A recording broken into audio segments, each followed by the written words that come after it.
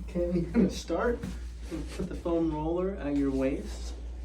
You're gonna go flat on your back. You're gonna take your left hand to your right knee and just pull your knee across, stretching out your hip.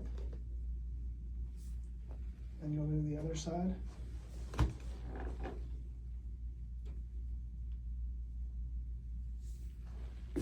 From here, you're gonna sit up.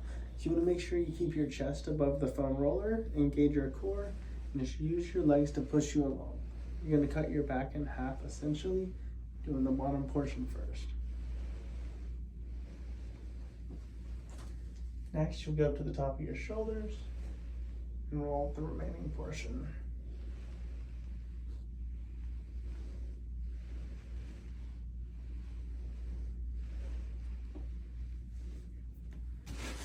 You're gonna rotate the foam roller.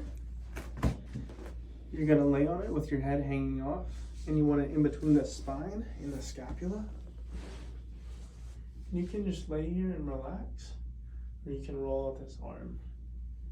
This will help bust up some of the scar tissue along the scapula.